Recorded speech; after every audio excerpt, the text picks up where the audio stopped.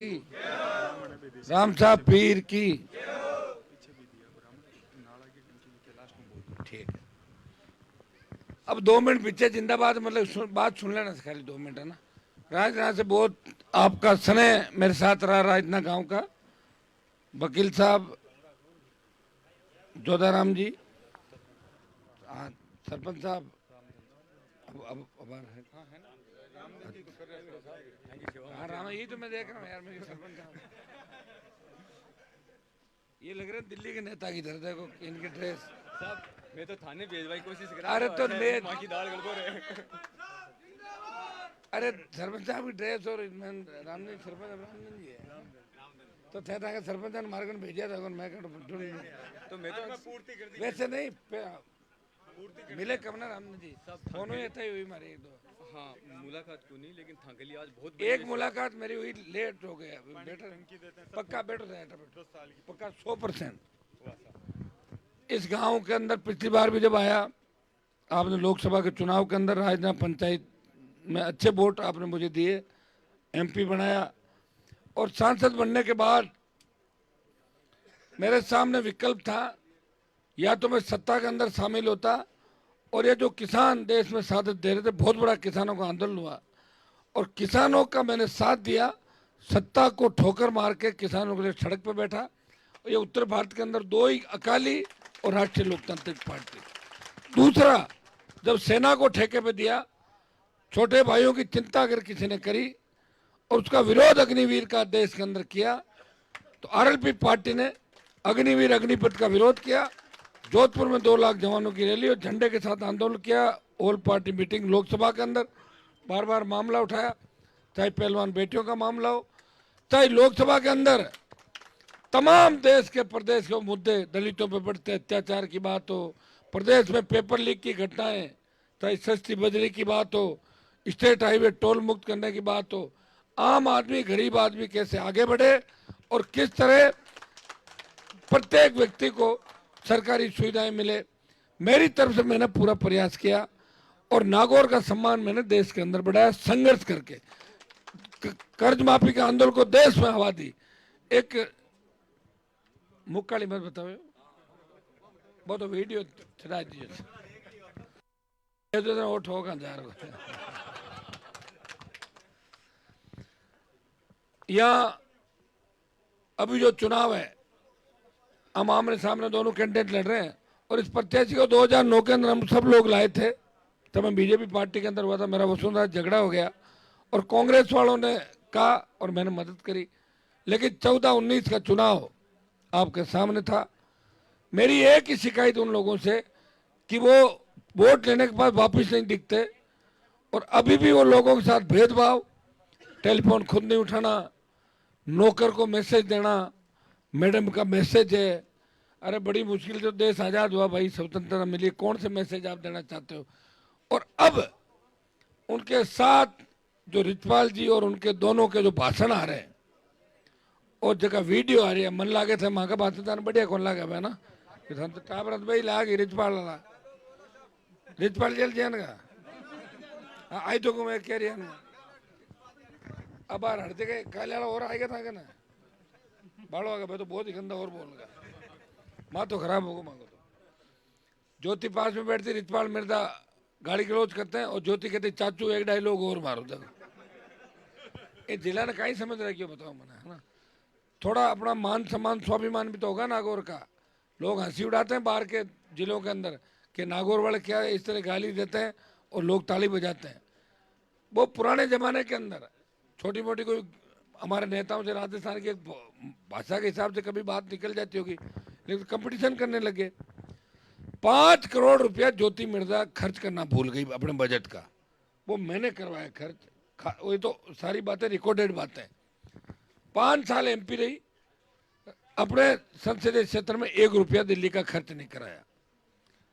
मेरा 5 साल का कार्यकाल आपने देखा।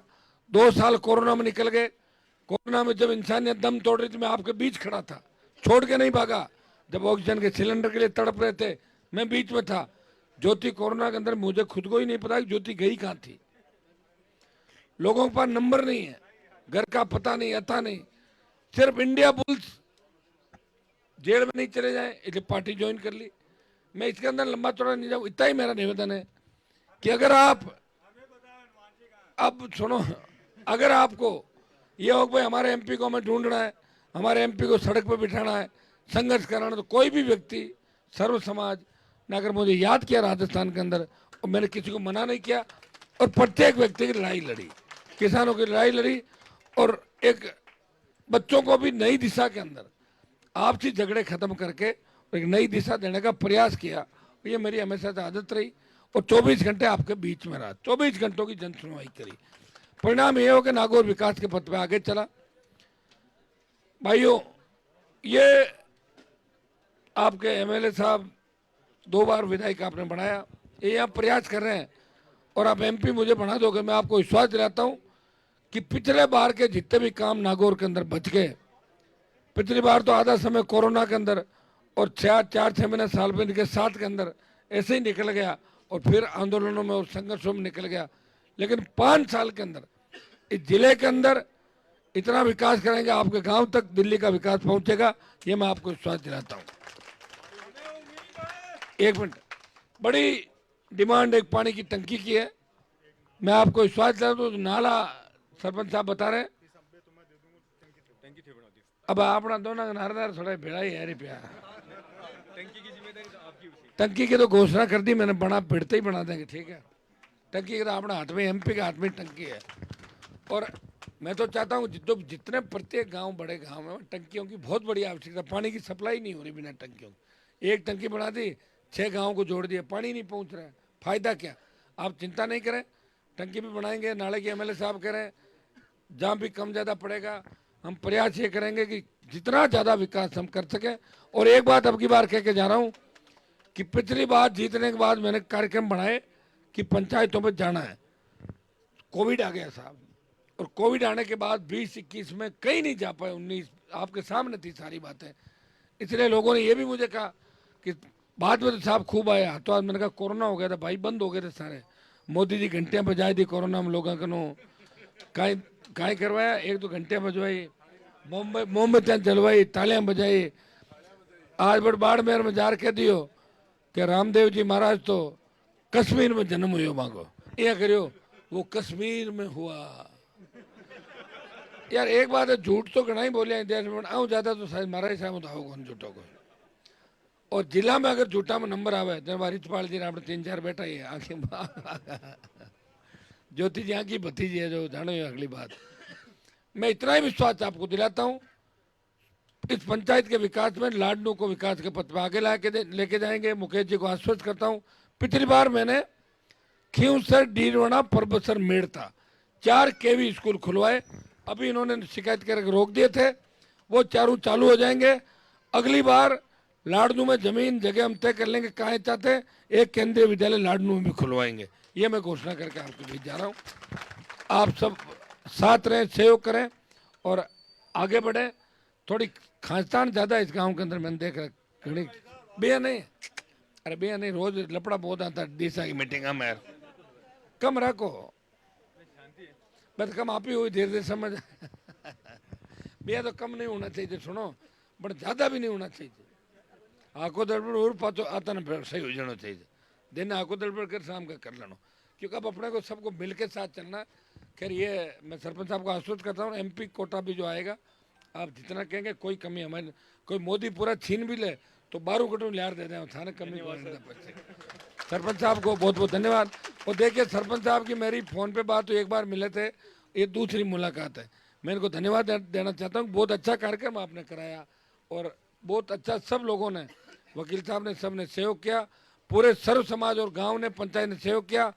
मैं आपके लिए आगे खड़ा मिलूंगा, पीठ दिखा कर नहीं भागूंगा, ये मैं विश्वास दिलाता हूँ। बहुत बहुत आपको धन्यवाद सर।